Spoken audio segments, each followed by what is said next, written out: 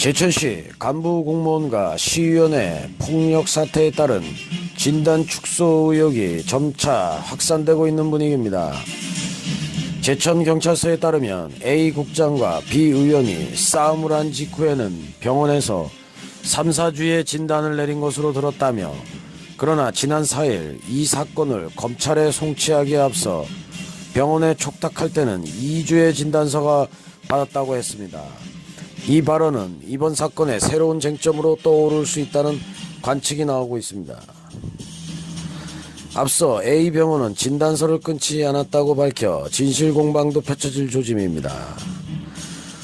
만약 이 발언이 사실로 드러날 경우 자칫 진단서를 끊어준 병원 및 의사가 허위 진단 등으로 피해를 입을 수 있다는 우려 섞인 목소리도 나오고 있습니다.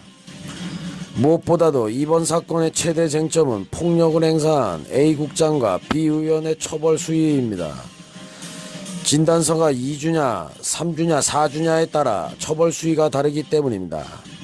진단서가 2주면 벌금 수준으로 끝날 수 있다는 의견도 있으나 진단서가 4주일 경우는 상황이 완전히 다릅니다. 자칫 공무원의 신분이 위태로울 수 있다는 추측이 난무하고 있습니다. 이 때문에 A 국장과 B 의원이 사건을 축소하기 위해 의도적으로 병원 측과 합의해 진단을 축소한 게 아니냐는 의혹의 시선을 받고 있습니다. 경찰 또한 부실 수사 논란에 휩싸이고 있습니다. 경찰은 지난 4일 이 사건을 불구속 기소 의견으로 검찰에 송치했습니다. 물론 2주의 진단서도 함께 제출했습니다.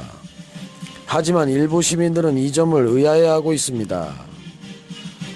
앞서 A 국장과 B 의원이 싸움을 벌여 3, 4주의 진단이 나왔다고 각 언론에 보도됐는데도 불구하고 아무렇지 않은 듯 2주 진단서로 검찰에 송치했기 때문입니다.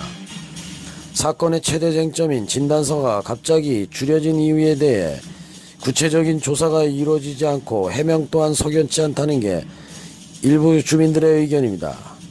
이에 대해 경찰 관계자는 진단은 의사의 전문 영역이며 경찰은 의학 전문의가 아니기 때문에 진단에 대해 판단할 문제가 아니다며 자세한 것은 병원 측과 알아볼 문제라고 일축했습니다.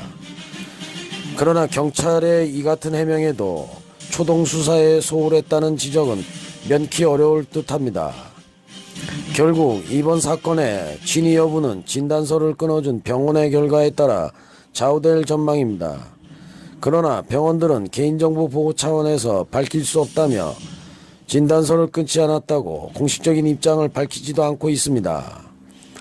한편 이번 사건은 제천시청 A 국장과 B 의원이 지난달 22일 밤 제천시 장락동 한 음식점에서 제천시 도시계획 조례 일부 개정 조례안을 놓고 이견을 보이다 싸움을 벌이면서 비롯되었습니다.